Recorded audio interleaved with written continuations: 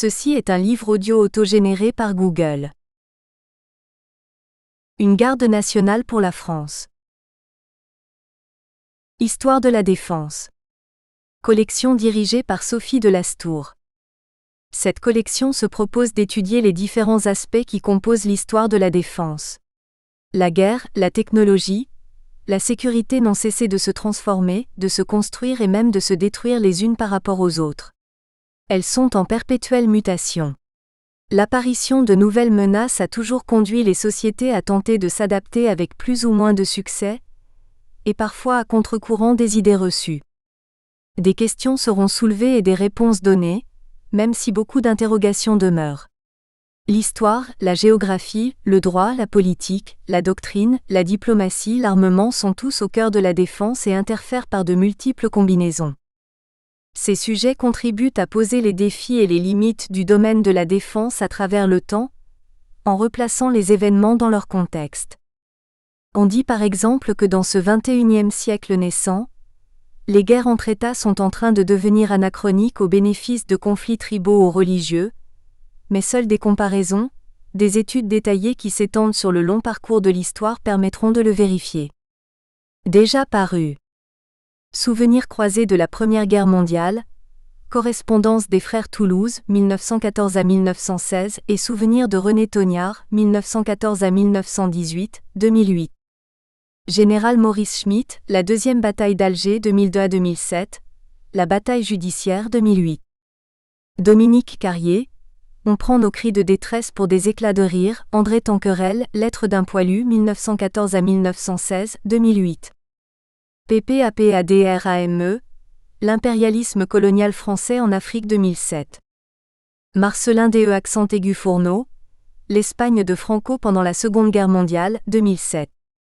Jean-Louis Beaufils, journal d'un fantassin, campagne de France et d'Orient 1914 à 1919 2006. Marcelin DE accent aigu Fourneau, de l'esprit de Munich au syndrome de Bagdad, prix de l'Académie des sciences morales et politiques 2006.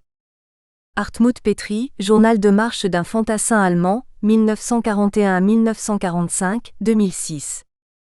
Association nationale pour le souvenir des Dardanelles, Orient Levant 1915 à 1921.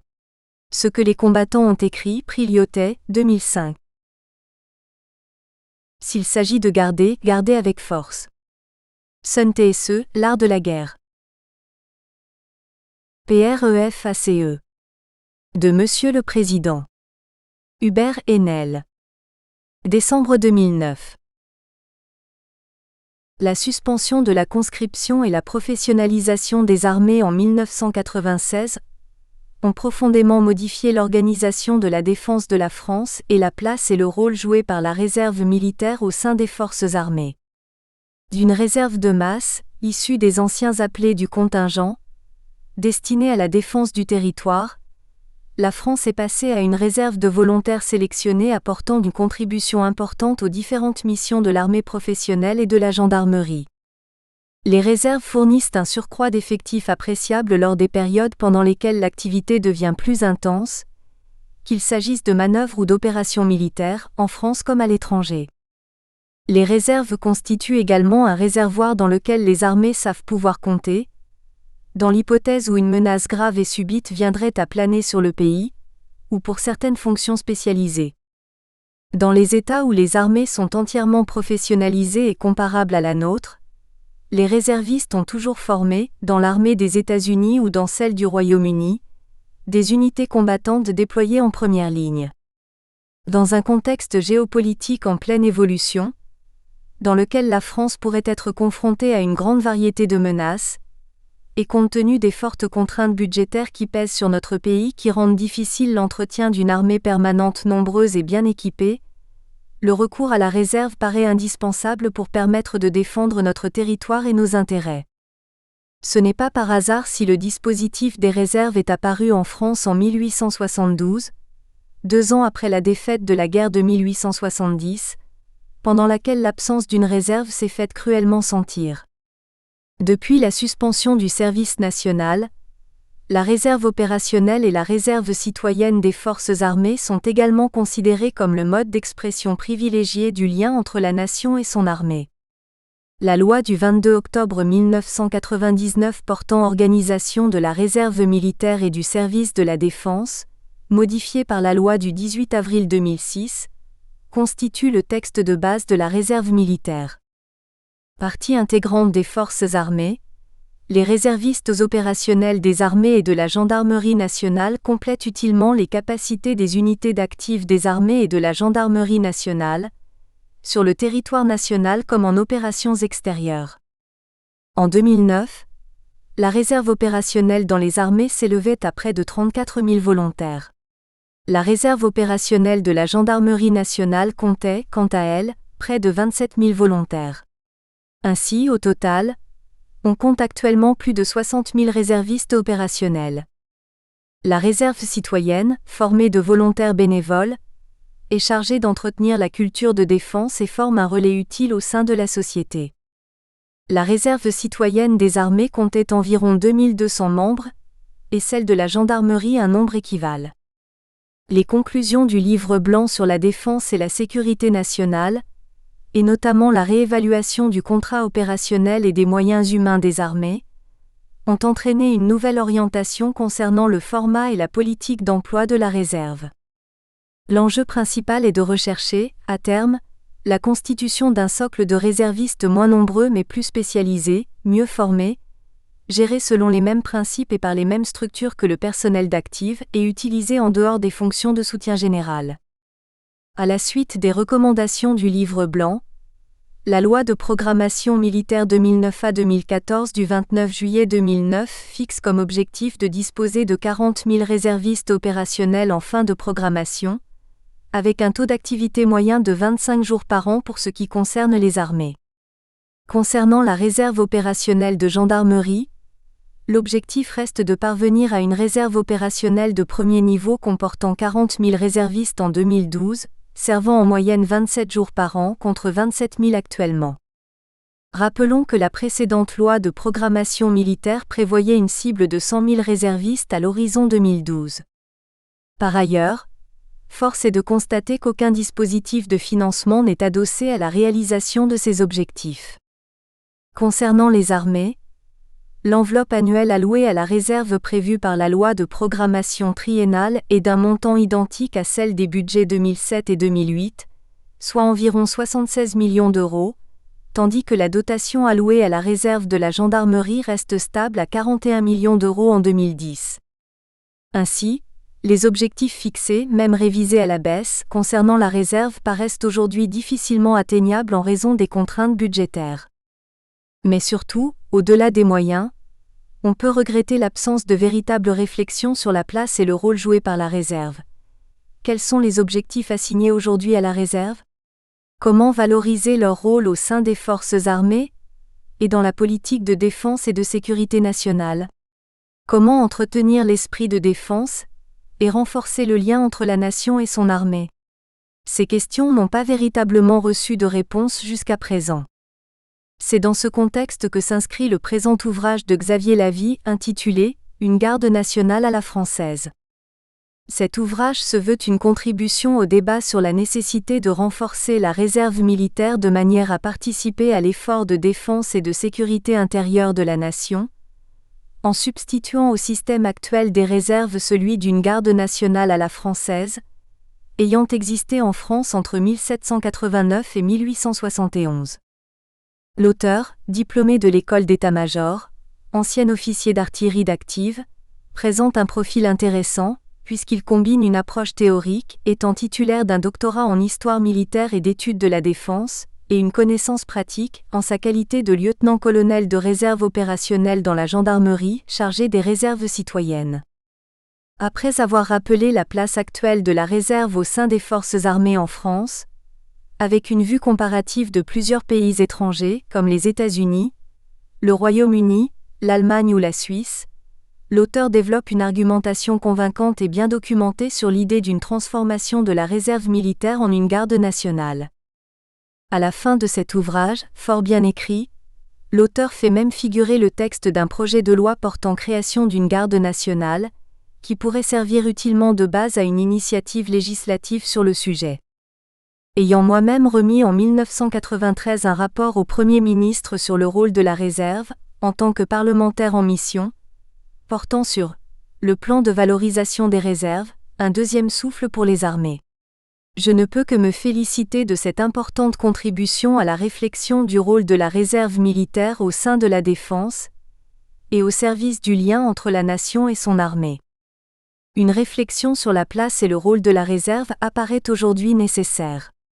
Le principal mérite de l'ouvrage de M. Xavier Lavie est de contribuer utilement à ce débat. Hubert Haenel. Introduction. La présente proposition, qui a pour simple objet de renforcer la réserve militaire de manière à contribuer à l'effort de défense et de sécurité intérieure de la nation, vise à substituer au système actuel des réserves celui d'une garde nationale à la française. Il ne s'agit pourtant pas de perdre de la substance de la réserve militaire, mais bien de la concentrer afin d'en tirer le meilleur parti. Le discours qui va se tenir ici n'est ni philosophique, ni politique, mais s'engage et se termine sur les modalités techniques. Celles-ci pourtant n'ont pas été étudiées en dehors du contexte historique, et le sont dans une perspective d'avenir. Il suit le cours des choses qu'une garde nationale à la française soit amenée à prendre le relais de réserve à la française. Déjà, le livre blanc sur la défense et la sécurité ne fait pas seulement œuvre de sémantique lorsqu'il propose un volontariat de la sécurité nationale, au lieu et place de la réserve citoyenne. 1. Il s'agirait plutôt d'en grossir le trait, car réserve citoyenne et volontariat de sécurité ne sont pas des notions interchangeables. Ce serait aussi une possibilité ouverte pour que la réserve opérationnelle puisse s'appeler autrement, et devienne garde. D'ailleurs, le livre blanc devra être réactualisé de. Il pourrait l'être dans le sens d'une garde participant à la défense et à la sécurité nationale. Du point de vue du nerf de la guerre, d'abord. Le rapport coût-efficacité qui sous-tend le nouveau concept de la révision générale des politiques publiques, RGPP, la porterait au cœur du budget de la nation. Les principes militaires de l'économie des moyens et de la concentration des forces pourraient y trouver aussi une application des plus pertinentes. Ensuite, la prise en compte de leur défense par les Français eux-mêmes serait un retentissement des principes constitutionnels croisés de souveraineté nationale et de souveraineté populaire, la garde nationale restant à définir dans une première approche comme un rattachement de l'armée à la nation et l'attachement de la nation à son armée. Ainsi, une réserve plus ramassée, mieux organisée, plus combative serait plus efficace qu'un dispositif dispersé. Adoptant la mixité entre la gendarmerie et les autres forces armées, la garde nationale entretiendrait encore la symbiose préconisée par le livre blanc de la sécurité intérieure et de la sécurité extérieure. Et puis, la réserve opérationnelle tendant vers l'objectif des 100 000 sans l'atteindre, la garde nationale le diviserait au moins par 2, au bénéfice du contribuable. Quant aux critères de la défense des Français, la garde serait plus visible, plus vivante alors même que sans service national, il se serait progressivement éloigné du militaire. Qui dans les nouvelles générations en connaît l'alphabet et les grades ? Que les circonstances de guerre reviennent en marquant la fin de la suspension du service militaire, qui fera mieux que d'autres l'instruction de base du combattant, sinon la garde ? Ainsi la modernisation des armées passerait aussi par une étape transitoire, celle qui va des réserves à une garde nationale à la française, c'est-à-dire ad hoc où des Français pourraient se trouver et la nation française se retrouver. Seulement, cette garde devrait être conduite par les réserves, c'est-à-dire des civils issus pour une grande part des réserves. Car alors, à cette seule condition, la garde aurait ce supplément d'âme qui convient à défendre la nation. Le métier des armes est le plus beau métier du monde. Ceux qui s'y adonnent au péril de leur vie, y trouvent leur vocation et leur espérance. Si la grandeur est faite de petites choses, il y a dans la servitude militaire de la grandeur. Certes, la guerre est cruelle et tue encore, mais se défendre est admirable lorsque la nation reflue dans ses retranchements, et que par des coups du sort et des revers de fortune, les quelques soldats dignes de l'être s'avancent en rang serré vers leur destin. Dans les confins loin de chez eux, ils dressent des barrières et protègent la nation des déferlantes. Lorsque le militaire devient soldat dans l'épreuve, comme le dit le stratège, lorsque tout est à craindre et que rien n'est à perdre, face au feu, il fait front. Des civils font la guerre et d'autres sont abattus. Au gré des épreuves, celles-ci passées, les soldats sont redevenus comme à la parade, des militaires et la guerre s'est traduite en conflits de plus ou moins grande intensité, comme si les sables du désert étaient soudain devenus mouvants. Mais le fond reste le même, la guerre ne déserte jamais. Lorsqu'elle n'est qu'une menace, personne n'y croit, et l'on refuse à l'armée les moyens d'y faire face. Pourtant, des civils servent dans les rangs des militaires. Le métier ne les a pas choisis, ou ils n'ont pas choisi d'y faire carrière, ce ne sont pas des aventuriers. L'armée parfois les a laissés partir, ils reviennent avec insistance par une porte dérobée, quelquefois par l'escalier de secours. Dans les entreprises, les administrations, parfois ils commandent ou exécutent des ordres aussi essentiels dans la bataille économique livrée sur d'autres terrains. Dans les armées, ils complètent des rangs souvent décimés avant que de se reformer. La guerre s'avance dans le vide, la victoire en a une sainte horreur. Ils apportent à l'armée autre chose que ce qu'ils y ont trouvé. Ils lui donnent leur vie, parce que la priorité pour eux, c'est le service des armes. Ce n'est certainement pas par facilité. Ceux qui servent aux côtés des frères d'armes sont des soldats, ils ne sont pas perdus pour tout le monde. Un commandement les attend, qu'ils le prennent. C'est l'incommensurable du métier des armes, avançant dans un même élan, auquel participent les réserves de la gendarmerie et de l'armée. La réserve opérationnelle s'intègre alors à l'effort de défense, dont on dit qu'il est le premier. La réserve des armées est une réserve militaire. Elle vient de loin et de haut, d'une histoire souvent méconnue, parfois décriée, mais toujours active. Le temps où la garde nationale portait la France et devenait l'unité du peuple rassemblé, n'est plus de ce temps, mais le temps peut encore la rencontrer. Des populations se sont levées, ont constitué une garde, sont devenues l'âme de la France. À leur point origine, les armées ne furent pas toujours de métier. Mais la constitution de troupes permanentes allait bientôt avec celle de l'État dont c'était avec la monnaie, l'un des premiers attributs régaliens, et les deux mouvements concomitants introduisaient une dynamique et renforçaient un pouvoir initialement contesté, face à des seigneurs plus forts que le roi en son royaume. Avant, la réserve c'était l'armée, et l'on criait à l'armée, à l'ost, disait-on. Le mercenariat fut plus tard, l'accès à des troupes professionnelles, à la disposition de ceux qui leur attribuaient la meilleure solde, la plus forte mais aussi la moins solide des armées. La chevalerie fut dans cette histoire malmenée, un signe d'une armée vouée aux œuvres divines, liée pourtant à la seigneurie qui adoubait, soldait et commandait le fait d'armes. Et puis vint avec la République, les troupes agissantes de citoyens en armes, levés par eux-mêmes, venus du tréfonds des villes, lorsque la nation était en danger, face aux ennemis de l'extérieur qui fonderaient sur la proie facile des gouvernements instables.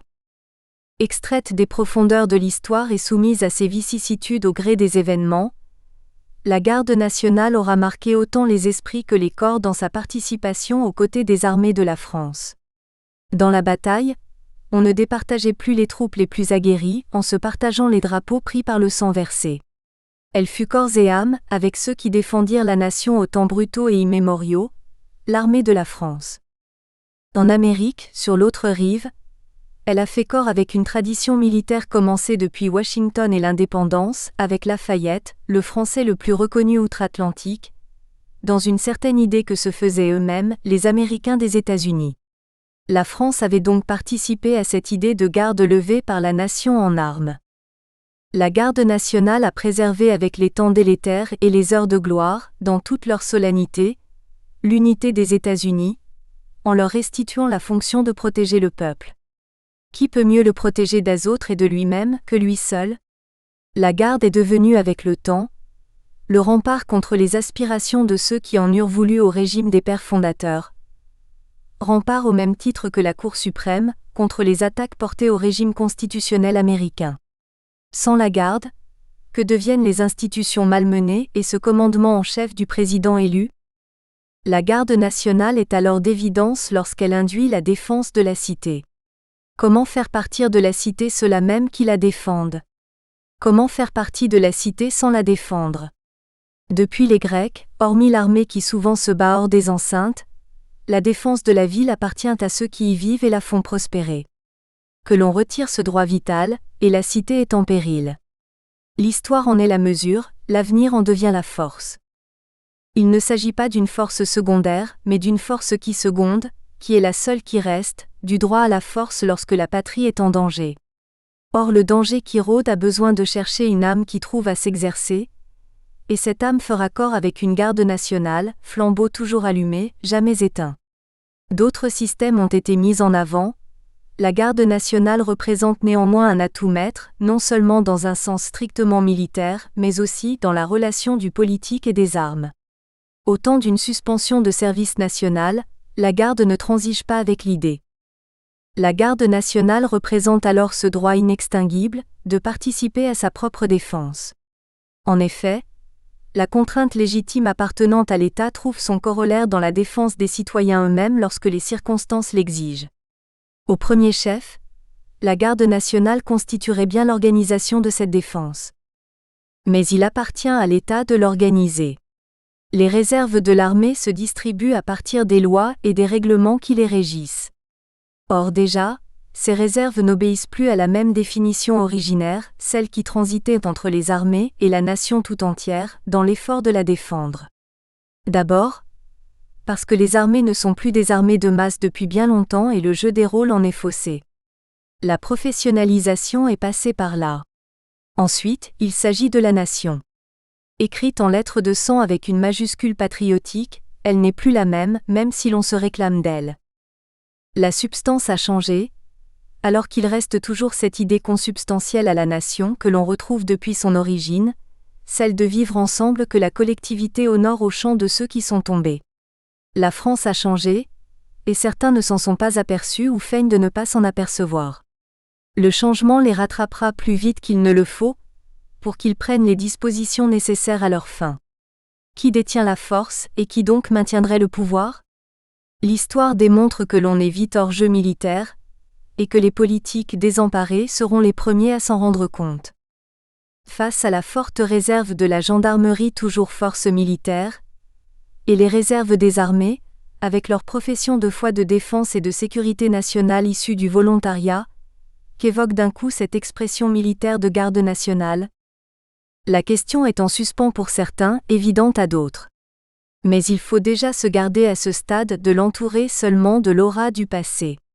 L'on observera à titre de préalable que la définition de la garde nationale n'est pas finie, qu'elle n'est pas selon la formule, fixée aux principes qui vont commencer. D'où l'intérêt qu'elle suscite et les préventions qu'elle suggère.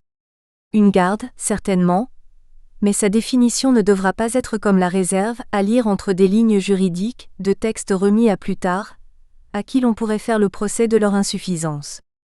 La garde permettrait à l'armée d'asseoir sa légitimité, et de ceux qui y serviraient. Un cadre légal lui donnera ce que la réserve attend. Comment dire aux civils, les difficultés d'une réserve à s'imposer, alors que les engagés doivent passer un message fort sur leur mission à accomplir. Les responsables, les autorités ne connaissent pas souvent les réserves, et pour certains découvrent sur leur territoire, dans les communes, ceux qui pourraient assurer la sécurité de leurs citoyens. Cette méconnaissance obère l'action de certains de nos élus qui de bonne foi, exercent la fonction de défense, comme référents de défense 3, sans savoir sur leur territoire même que des personnels s'investissent dans un cadre identique. La proximité existe, il suffit de la rencontrer. Le recensement des citoyens pour la défense des populations s'impose, plus que jamais. La réduction des effectifs de gendarmerie la sollicite, le redéploiement des forces armées l'impose. La définition d'une garde a besoin d'un arsenal juridique clair et charpenté, dont il faut apprécier toutes les conséquences. En premier, la garde nationale, c'est un de ces corps de garde organisés, solidaires et qui formés à tout, et prêts à tout. Prête à tout signifierait donc prête à rien, dira-t-on. D'abord prête, et cela pose le théorème de sa disponibilité avec le corollaire de son emploi. S'employer à la défense dans le cadre de l'emploi des armes, telle est la mission. Prête à tout cela indique enfin que si elle sert par priorité au profit des populations sur le territoire, elle a aussi pour objet et comme diligence de servir sur les théâtres. Exclure en effet la garde de l'opérationnel, c'est vouer ces unités à un certain dénigrement, et de proche en proche, à se dissoudre avec le temps. Plus l'action non contenue s'étend, plus elle se perd. Mais cette définition n'épuise pas le sujet.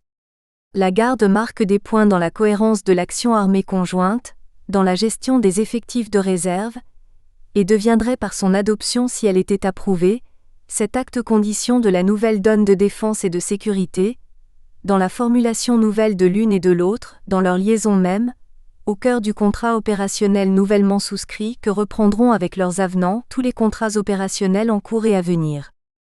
Il conviendrait alors d'opérer la transmission organique entre réserve opérationnelle et garde nationale. Une transition n'empêche pas le service de se rendre, mais elle doit impérativement procéder au recouvrement des charges des unités, avant que d'en prendre de nouvelles. L'enjeu, c'est la défense de la nation qui passe par celle de la garde. Qu'en est maintenant le lien entre l'armée et la nation? Quels sont ses résultats lorsque nos soldats morts reviennent aux invalides? Les réserves actuelles sont issues de la réforme des armées, de leur professionnalisation, dont elles sont la condition et la conséquence. Partant, les réserves sont devenues dans leur montée en puissance plus professionnelles et plus actives, si bien que le réserviste est devenu de facto un professionnel à temps partiel.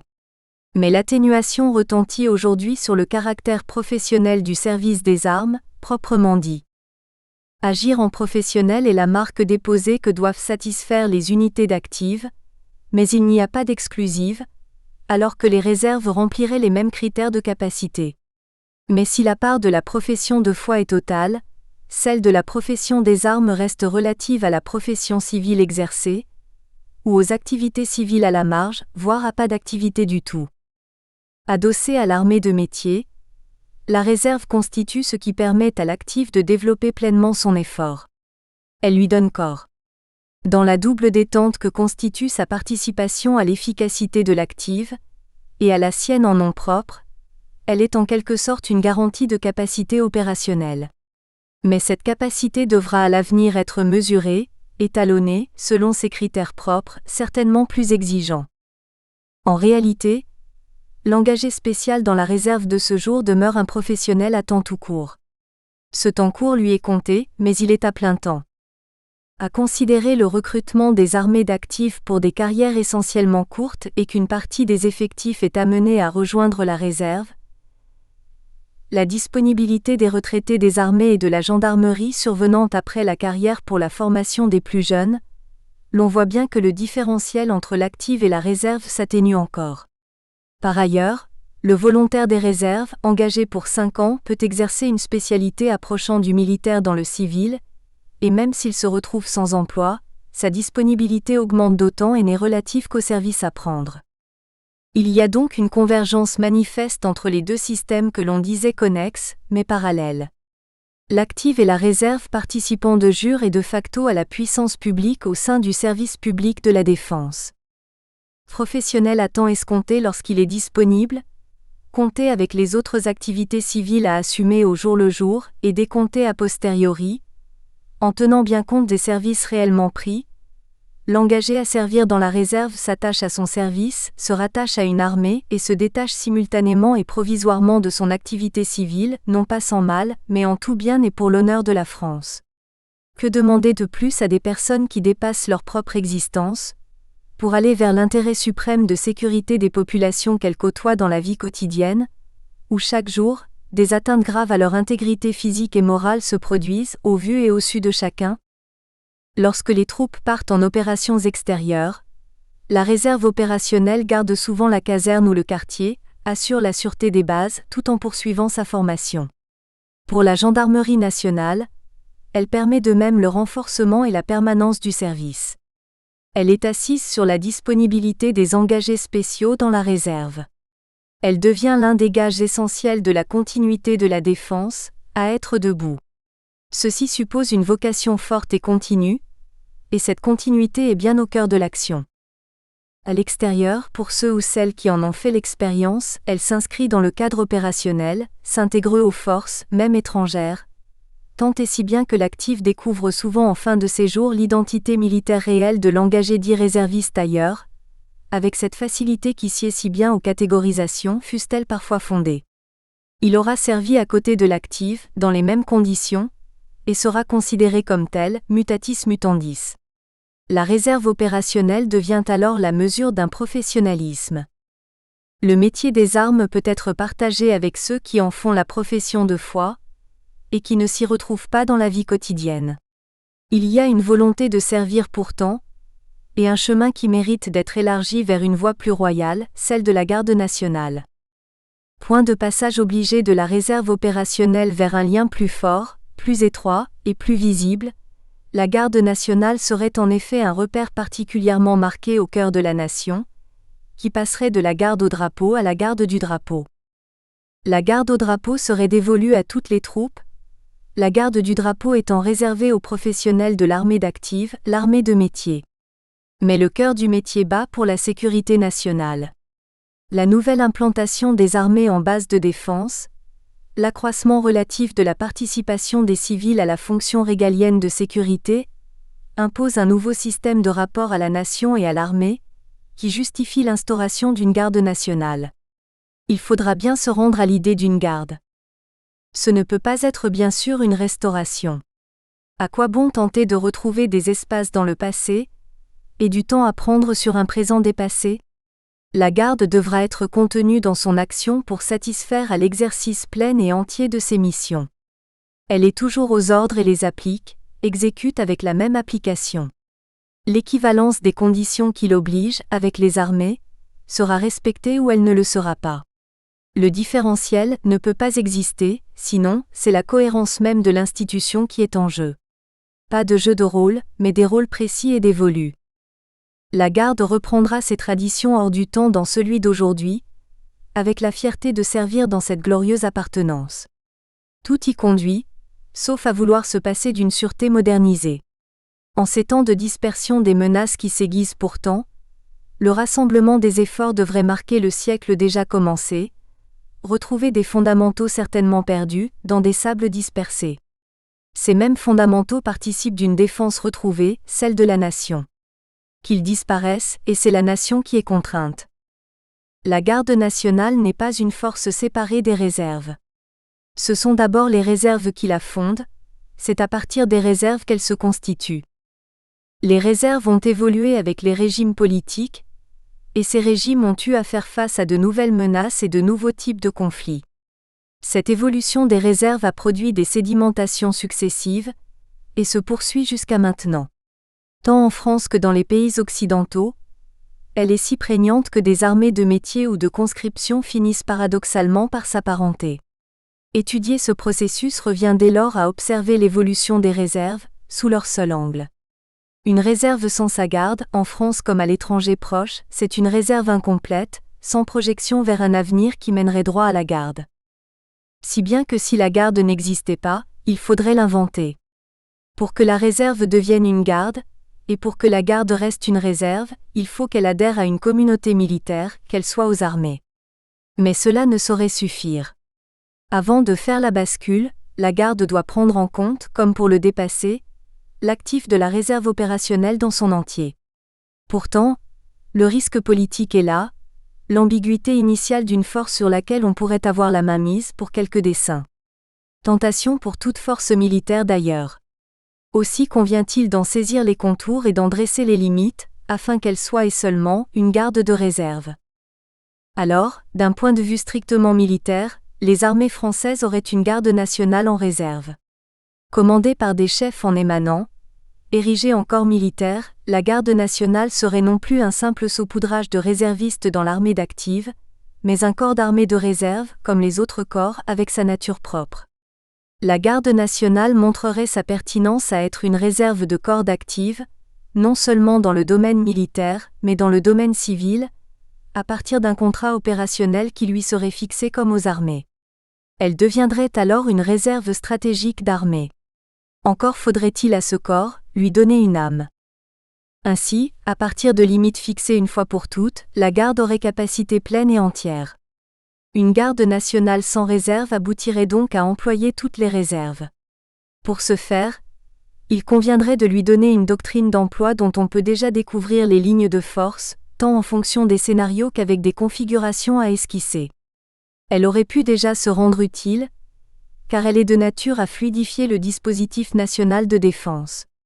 Cette garde serait enfin activée à partir de la nouvelle organisation en base de défense, telle que prévue par le Livre blanc pour la sécurité et la défense nationale. Elle marquerait alors sa territorialité. Une garde donc pour que la réserve tienne debout.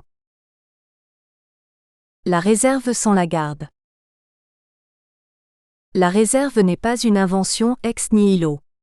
Elle vient d'il y a longtemps, et trouve des formulations différentes à chaque épisode historique, entrecoupé de guerres. Le système n'est pas seulement français, mais s'est érigé progressivement avec deux données phares. La participation de la nation à sa défense et son corollaire, une réserve qui s'appuie toujours sur l'armée, et l'armée qui s'appuie éventuellement sur la réserve. La première idée force l'admiration, la seconde la perd au profit d'une utilité qui serait de deuxième ordre. Ces deux caractères sont présents dès l'origine, et sacrifient dans l'organisation militaire au sacré de la nation. Qu'est-ce que la réserve ? Il n'y a pas de définition fixée car selon les systèmes d'armée, elle prend un tour différent 4. La définition générale de la réserve serait la portion des forces militaires d'un pays qui n'est pas maintenue sous les drapeaux, mais peut y être rappelée 5. Cependant, la réserve d'aujourd'hui se définit plutôt par son encadrement car les officiers et sous-officiers de réserve se sont emparés d'une bonne part de sa définition. Sans encadrement d'ailleurs il n'y a pas d'armée, et la seule permanence de la réserve reste assurée avant tout par les cadres de réserve, qui sont à même de l'organiser et de l'impulser. Mais la définition s'agrandit de tout ce qui la constitue.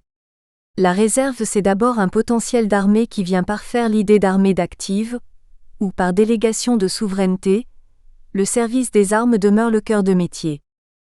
Que représente alors l'armée de métier au regard de l'armée nationale ? Si l'une exerce son activité par certains de ses nationaux ou de mercenaires, l'autre mobilise tous ses citoyens en âge de l'être. Pourtant, les deux se confondent souvent pour faire nombre dans les armées de masse. La différence aujourd'hui consiste à faire de civils des militaires à part entière. Il faut faire pourtant la part entre la réserve militaire et la garde nationale. Ce n'est pas le même concept, bien que la réserve puisse approcher celui de la garde nationale. Il y a des différences beaucoup plus marquées entre les réserves d'une part et la garde nationale de l'autre qui proviennent de l'histoire, qui comme l'on sait ne suit pas le même parcours partout 6. La réserve des armées dans différents pays a pu trouver à devenir la meilleure part des armées. Plus que les compagnies et les escadrons réguliers, elle est la part de la nation que la nation reconnaît. D'une force d'appoint qu'elle suggère, la réserve est devenue le... Nous espérons que vous avez apprécié cet aperçu. Pour continuer à écouter ce livre audio sur Google Play Livres, utilisez le lien dans la description de la vidéo.